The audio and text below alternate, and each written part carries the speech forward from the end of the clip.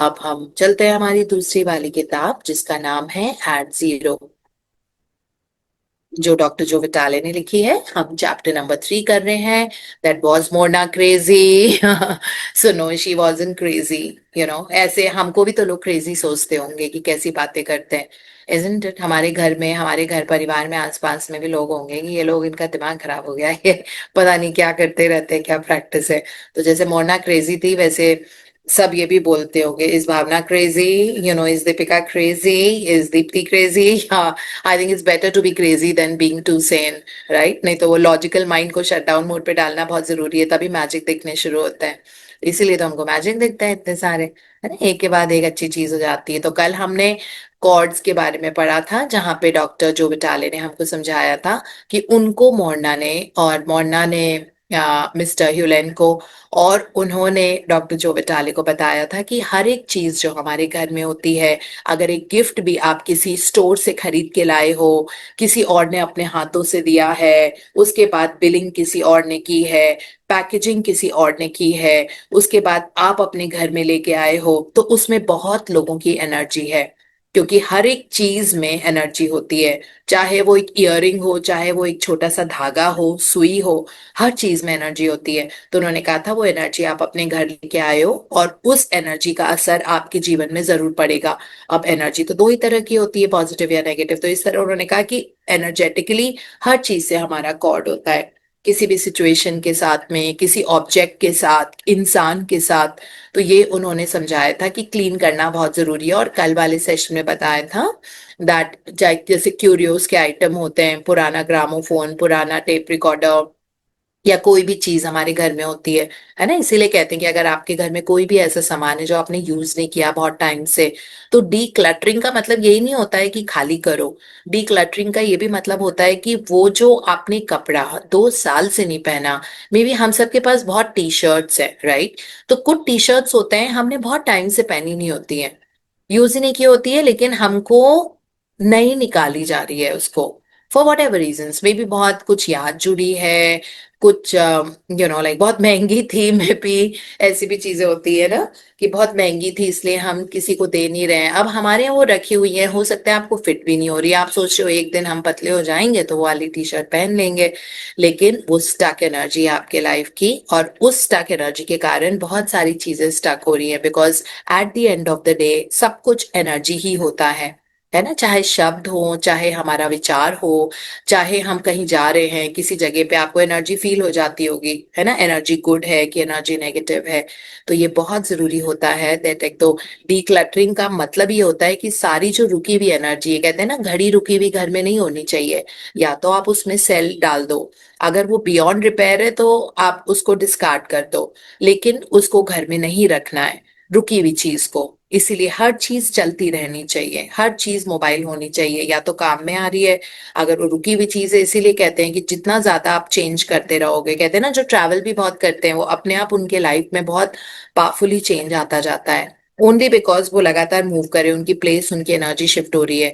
Because movement is the only constant in life, right? कहते हैं ना the only constant is life is change, everything is always changing, everything, the electrons are moving. हमको पता नहीं है, अगर मेरे पास अभी एसी का रिमोट रखा हुआ है यहाँ पे, है ना, बिकॉज मैं एसी का टेम्परेचर ऊपर नीचे कर रही थी, तो इसमें भी इलेक्ट्रॉन्स है जो लगातार मूव कर रहे हैं, और उनमें भी एनर्जी। तो हर चीज एनर्जी दे रही है, और कई चीजें बहुत नेगेटिव एनर्जी देती है, हमको पता नहीं लगता है, राइट? सो इसीलिए उन्होंने कहा था कि क्लीनिंग का प्रोसेस लगातार करना चाहिए। तो मैं किसी होटल रूम में भी जाती हूँ, वहां पे चाहे मैं 3 होपोनोपोनो करूं और आई लव यू उस रूम को बोलूं, जो भी एनर्जी थी मेरे पहले, हो सकता है उस रूम में कोई ऐसा इंसान रुका हो जो बहुत बीमार था, है ना? तो उस रूम में अभी भी वही वाली एनर्जी है। होटल रूम की बात कर रही हूँ मैं, होटल रूम की। तो आप होटल रूम में गए और उसमें कोई बहुत बीमार इंसान था, तो आपको उस एनर्जी चेंज करनी पड़ेगी। वो उस बेड पे सोया था जिसमें आप रात को सोएंगे, तो आप सुबह उठेंगे तो आपको बहुत ड्रेनिंग लगेगा, आपको लगेगा कि मुझे थकान हो रही है, ये हो रहा है। तो इसीलिए हर चीज की एनर्जी को बदलना, है ना? अपने मुंह पे, जबान पे बस 2 शब्द होने बहुत जरूरी है, thank you and I love you, right? So ये हमने पूरा कल पढ़ा था, और वहां से हम आगे कंटिन्यू कर रहे हैं। And Deepika from Ludhiana again will be reading for us. Yes, namaste. Hello, नमस्ते। Yeah so let's start reading, Deepika, Morna felt. Okay. So Morna felt we had to sever all Aka cords to be free for divinity to operate through us. When she went into hospitals, her X ray vision, so to speak, could see departed souls still hanging around.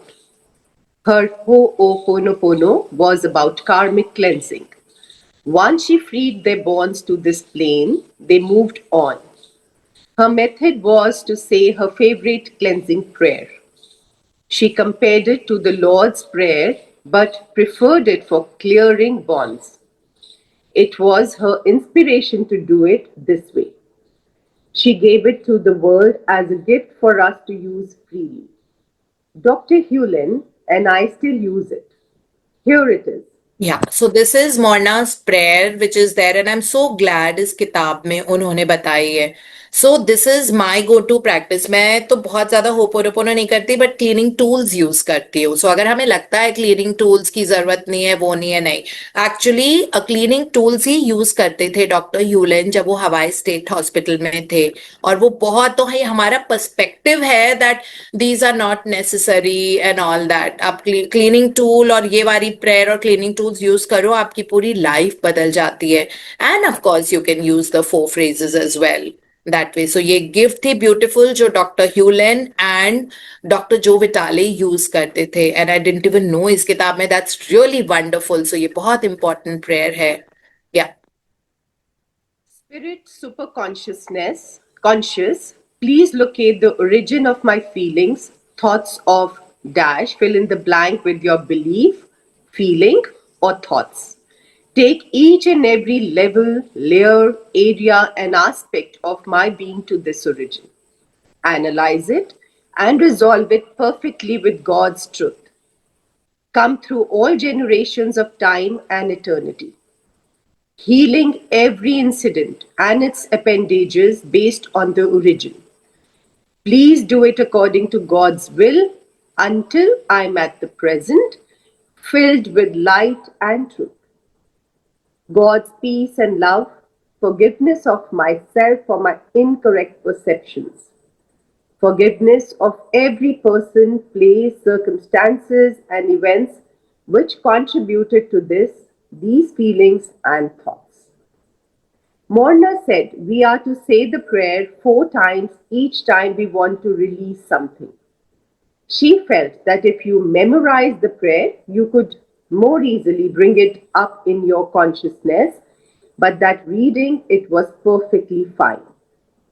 One time, a medical doctor asked her if his feelings of upset when a patient died stayed with the patient's soul. She said, yes. Talk about heavy. She explained that we have ties to others and emotion makes them stronger. If we want to release them, we have to release ourselves. To release ourselves, we do Ho'oponopono, saying the script above.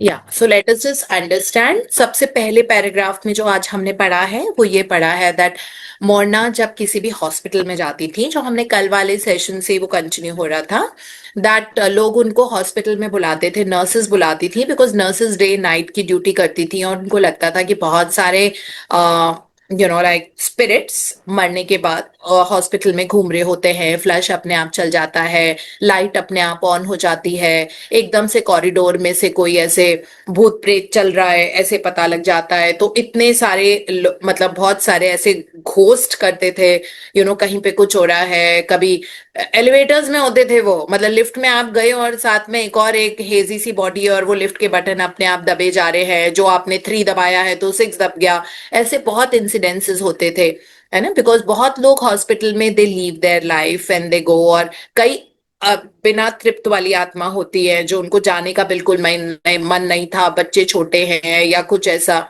है ना. तो वो अभी भी वो मतलब अगला जन्म नहीं ले पा रहे थे, तो वो हॉस्पिटल में ही रहते थे इधर उधर कहीं कहीं और अपनी प्रेजेंस फील कराते थे. तो नर्सेस को बहुत वियर्ड लगता था और डर भी लगता था ना, ऑब्वियसली इस तरह की चीजें हो रही है कि वॉशरूम में अपने आप फ्लश चलने लग गया. तो इसलिए मोरना को वो लोग बुलाते थे क्लीन करने के लिए. तो मोरना क्लीन करती, तो वो तो अभी जो हमने आज पढ़ा है उसी के सिक्वेंशली नेक्स्ट पैराग्राफ में, तो उनको बहुत वो लगता था मोना को कि अभी भी इतना क्लीन करने के बाद भी कुछ कुछ स्पिरिट नहीं जाते थे, तो उनको दोबारा जाके क्लीन करना होता था। तो she was not cleaning on them, वो अपने अपने आप को क्लीन करती थी। फिर उसके बाद डॉक्टर जो विटाले ने बताया कि मोना ने एक प्रेयर दी थी, जो अगर आप 4 बार रिपीट करो तो आप अपने आप को फ्री कर सकते हो। जैसे फिर उन्होंने एग्जाम्पल दिया कि एक डॉक्टर थे, उनके पेशेंट्स की अगर हेल्थ बहुत खराब होती थी या उनके सामने किसकी डेथ हो जाती थी, तो उनको ऑब्वियसली सैड लगता था ना। At the end of the day they are all human beings, चाहे वो अपने सामने, उन्होंने मेडिकल स्कूल से ही बहुत ज्यादा ऐसी देखी है, पोस्टमार्टम्स किए हैं, बॉडी एनाटॉमी फिजियोलॉजी को स्टडी किया है डेड बॉडीज के ऊपर, लेकिन फिर भी इस तरह तो मोर्ना यही कहती थी कि वो इसीलिए बिकॉज आपका उनके साथ एक एनर्जेटिक बॉन्ड है अपने पेशेंट्स के साथ। सो इस तरह से तो उन्होंने उन उन मेडिकल डॉक्टर को, ए पर्टिकुलर मेडिकल डॉक्टर आए थे मोर्ना के पास कहने के लिए, है ना, कि जब भी पेशेंट ऐसे जाते हैं तो किस तरह से, तो उन्होंने बताया कि हाँ उन लोगों का भी एनर्जेटिक कॉर्ड आपके साथ होता है, और इस तरह अपने आप को उस एनर्जेटिक कॉर्ड्स के साथ अपने आप को रिलीज करना होता है, नहीं तो वो आपके अंदर लाइक रिसाइड करना शुरू कर देगा। तो इसीलिए उन्होंने कहा जस्ट क्लीन क्लीन। अगर किसी भी पेशेंट की डेथ के बाद आपको अगर ऐसा लग रहा है, हैवी लग रहा है अपने मन के अंदर, हैवी इसीलिए लगता है, कहते हैं ना कभी कभी हम ये यूज करते हैं अपनी रोजमर्रा का लैंग्वेज में, that my heart feeling heavy, like मुझे दिल बहुत भारी लग रहा है, मुझे ऐसे भारीपन लग रहा है, मेरा दिमाग बहुत ज्यादा हैवी लग रहा है, I need to process, my heart is feeling heavy, इस तरह से। So yeah there are times जब हार्ट बहुत हैवी लगता है किसी भी चीज को, तो उन्होंने कहा वो हैवी लगने का मतलब ही है कि आपके अंदर इमोशन या उस पर्टिकुलर चीज से, बिकॉज हैवी लग रहा है तो किसी चीज से, सिचुएशन से ही रिलेटेड है ना। मे बी आपने कोई न्यूज में ऐसी चीज देखी है, मे बी किसी पर्सन ने आपके साथ किसी एक पर्टिकुलर तरह से बिहेव किया है या कुछ और है, that's why we feeling heavy inside. तो इसका मतलब है उस सिचुएशन या उस पर्सन से आपकी एक कॉर्ड, एनर्जेटिक कॉर्ड कनेक्टेड है, तो उसको कट करना बहुत जरूरी है, क्लीन करना जरूरी है। वो कॉर्ड तभी कट होगी जब आप अपने आप को क्लीन करोगे। तो इसीलिए वो कह रही थी उन मेडिकल डॉक्टर को कि आपको अपने आप को क्लीन करना, आपको अपने पेशेंट को क्लीन नहीं करना, आप ही के अंदर मेमोरी है। तो वो इतनी डिटेल में समझाती हैं, है ना। सो उन्होंने बोला कि to release yourself you do that hooponopono, saying the script above, जो अबव प्रेयर उन्होंने बताई है। हाँ जी। According to Morna, we are computers. We are packed with programming. We had little to do with receiving. We were born on a timeline that didn't start at birth but before it. She believed in reincarnation but said each of us was unique. What we came into this life with was far more than could meet the eye. Our minds were pre programmed with data, most of which we no longer needed, and all of which was blocking the divine from inspiring us. As she taught Dr. Hewlin and he taught me, our only purpose is to clean up our stuff. Even when we have a problem with another person, that problem is in us, not the other person. For many readers of Zero Limits, this was an issue. They glossed over it or misunderstood it. The entire point of modern day Ho'oponopono is to delete the data in yourself. या so basically doctor जो विटाले फिर से समझा रहे हैं, क्योंकि उनकी जब जीरो लिमिट बुक रिलीज हुई थी तो लोग इसीलिए रिटेलिएट कर रहे थे, क्योंकि उनको रिस्पॉन्सिबिलिटी नहीं ली जा रही थी। वो कहते हैं हमने कुछ नहीं किया इसमें, अगर अगर ए पर्टिकुलर पर्सन ने हमारे साथ बुरा किया है, बिकॉज ऑफ दैट पर्सन हमने बहुत सफर किया है, तो वो हमारा नॉर्मल होता है ना उस पर्सन को ब्लेम करना, ये ह्यूमन ट्रेट है। और ये जो जीरो लिमिट किताब थी वो opposite to that human trait थी, जिसमें ये है दैट उस पर्सन की कोई वो नहीं है, आपके अंदर का डेटा है, उसकी कोई गलती नहीं है, वो तो बस एक्सटेंशन है आपके परसेप्शन का, है ना। तो वो इंसान ने कुछ नहीं किया, वो बस एक्सटेंशन है। आपके अंदर ये परसेप्शन है कि उस पर्सन ने मेरा इतना बुरा किया, उसकी वजह से बहुत नेगेटिव हुआ, मेरी लाइफ में ये हो गया वो हो गया, मुझे इतने साल मेरे बर्बाद हो गए, खराब हो गए, मेरे रिलेशनशिप खराब था इसलिए मेरे जीवन में ये हो गया। सो ये सब हम उस पर्सन के बारे में बात कर रहे हैं, क्योंकि वो पर्सन आपसे लगातार मिसबिहेव कर रहा था। लेकिन अब आपको ये पता लग गया कि नहीं, मैं जिम्मेदार हूं उस पर्सन के मेरे प्रति बिहेवियर के कारण। ये चीज अमेरिकन को तो बिल्कुल डिजेस्ट नहीं हुई। उन्होंने कहा हम क्यों रिस्पॉन्सिबिलिटी लें, हमारी क्या गलती है इसमें, हमने क्या किया, सारा उस पर्सन ने किया, हमने तो उससे बात भी नहीं करनी चाहिए थी, इस तरह से। तो लोगों ने बहुत रिटेलिएट, एक्चुअली हम लोग बहुत जजमेंटल होते हैं किसी भी चीज को लेके, है ना, फट से परसेप्शन बना लेंगे अपने आप को सूद करने के लिए कि ये ना इस तरह से वर्क करता है। So it's not like that, हमको पता ही नहीं है कि किस तरह से। तो इसीलिए कुछ चाहे कुछ भी हो जीवन में, हमें अपने आप को क्लीन करना है। अगर हमारा कोई रिजिड परसेप्शन है ना, तो भी हमको वो क्लीन करने की जरूरत है। दैट हम लोग बहुत जजमेंटल एज पीपल होते हैं, इजंट इट? पीपल वो सो जजमेंटल। जब ये किताब जीरो लिमिट रिलीज हुई थी तो उन्होंने इतना ज्यादा उनके अगेंस्ट लिखा था, डॉक्टर जो विटाले और डॉक्टर ह्यूलेन के। उसके बाद डॉक्टर ह्यूलेन तो शो अप ही नहीं हुए थे पब्लिक में बहुत टाइम। तो इतना इतना ज्यादा, क्योंकि लोगों को बस इस बात से दिक्कत हो रही थी, why should I be responsible, है ना, बिकॉज एवरीबडी थिंग्स, और सब जजी बिहेवियर के साथ होते हैं। तो यही दिक्कत थी, इसीलिए डॉक्टर जो विटालिस वाली किताब में बहुत अच्छे से समझा रहे हैं कि इमीडिएटली रिस्पॉन्सिबिलिटी लो। आपने अपनी पावर और अपने कंट्रोल को अपने अंदर रख रखा है, एंड नाउ जब आपके पास पावर आ गई है तो आप, स्टेयरिंग व्हील आपके हाथ में है, आप जिस डायरेक्शन में उसको लेके जाना चाहो आप लेके जा सकते हो। This is what you would always say. तो यही वाला तब भी इशू आ रहा था, और यही अभी भी लोगों के मन में इशू था, that why should I take the responsibility, मैं क्यों बोलूं दैट मैं 100% रिस्पॉन्सिबल हूं, है ना। और मैं क्यों फॉरगिवनेस, फॉरगिवनेस तो बिल्कुल भी नहीं। वो ही कहते कि मैं क्यों बोलूं that I am sorry please forgive me, no, it is not my thing. उस पर्सन को बोलना चाहिए, मुझे क्यों बोलना चाहिए। Thank you, I love you तो बोल देते थे, है ना, but I am sorry please forgive me नहीं बोलते थे। सो इतना ज्यादा लोगों के मन में जजमेंट था। एंड विद टूल्स, अपनी वो एनएलपी प्रैक्टिसेस कर करके, जैसे डॉक्टर ह्यूले ने बिना बात के तो टूल्स नहीं बताए ना। सबसे ज्यादा अगर कुछ अफेक्ट करता है तो वो एनएलपी प्रैक्टिस होती है, न्यूरो लिंग्विस्टिक। न्यूरो मतलब अगर आप कोई इमेज बना लेते हो तो आप देखोगे कि आपके साथ वैसा ही होता जाता है, और वो इमेज आपके सामने आ जाती है ना। कोई भी ऐसी चीज, जैसे मैं हमेशा, जैसे मैं हाई राइज बिल्डिंग में रहती हूँ तो मेरे बेडरूम से वो मेन रोड दिखती है, और सामने मेट्रो मेट्रो का पूरा ट्रैक, विच इज अबाउट से 100 फीट अवे मेट्रो ट्रैक दिखता है। तो मैं जब भी वो देखती थी तो एक पता नहीं, एक अजीब सा विजुअल था मेरा, है ना, कि अच्छा विजुअल ये देख कि कि नीचे जो रोड दिखती है, जो ऑफ कोर्स अपार्टमेंट बिल्डिंग्स के अंदर ही जो होती है, गेटेड अपार्टमेंट्स जो होते हैं, उसमें अंदर there is a long black car standing. और ये विजुअल बहुत सालों से आता रहा है।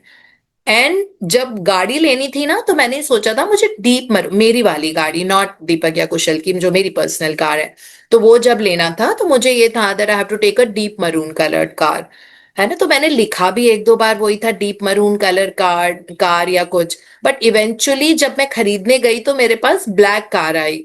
वो वो जो विजुअल था ना मेरा, वो न्यूरो प्रोग्रामिंग में भरा हुआ था। सो इसीलिए जब हम क्लीनिंग टूल्स यूज करते हैं ना तो हम न्यूरोलॉजिकली, क्योंकि कहते हैं ना कि neurons imagination is the sharpest way to transform life, तो वो चेंज होती है। तो क्यों डॉक्टर ह्यूलेन बोलते थे कि अट्रैक्टर फैक्टर, और जो दूसरी every minute a leader is born, ऐसी कोई किताब थी ना डॉक्टर जो विटाली की, जो उन्होंने लिखी थी, जो मार्केट में बहुत ज्यादा नहीं चल रही थी। तो उन्होंने ये कहा था ना कि पानी के अंदर फ्रेश फ्रूट्स डालो और इमेजिनेशन में उस किताब को अंदर डालो। कितना अमेजिंग टूल था वो, है ना। मतलब आप देखो, विजुअल आपको एकदम से आ गया जैसे मैंने बोला, इजंट इट? आपको रहेगा अरे ये बुक तो गीली हो जाएगी, कुछ कुछ अजीब अजीब सी चीजें, लाइक, जबकि वो इमेजिनेशन में करना होता है। सो न्यूरल प्रोग्रामिंग इतनी पावरफुल होती है, हेंस द टूल्स, राइट। तो वो यूज करना, प्रेयर प्रेयर भी तो शब्दों में और इमेजिनेशन में इमेजरीज बन जाती हैं बहुत जल्दी। और जितनी जल्दी इमेजरीज बनाएंगे, तभी बोलते हैं फोकस एंड कंसंट्रेशन के साथ करो, क्योंकि शब्दों के साथ साथ इमेजेस बनती जाती हैं, शब्द ट्रांसलेट होते जाते हैं इमेजेस में, और वो चीजें हमारे दिमाग में रह जाती हैं।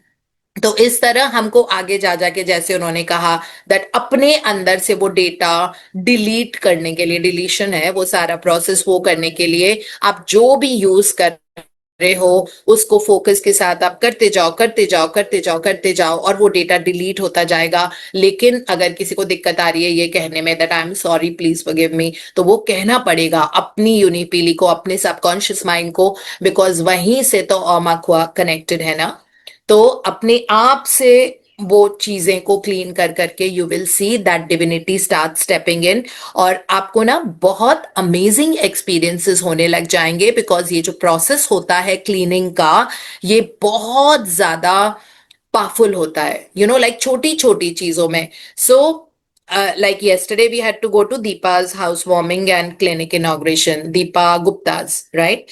So सुबह दोपहर को जाना था 1 बजे के आसपास, एंड जैसे ही मैं जाने लगी I thought I just pick up my sling bag, मतलब एक छोटा सा बैग है दैट आई यूज, जिसमें मेरा वॉलेट रहता है मेरा, वो मैंने हर जगह ढूंढा, वो मुझको नहीं मिला। फिर मैंने दूसरा बैग निकाला, उसमें कैश डाला और मैं गई, है ना। मेरे सारे कार्ड्स, मेरे सारे आइडेंटिटी मतलब, और आधार कार्ड एंड एवरीथिंग उसी में रहता है।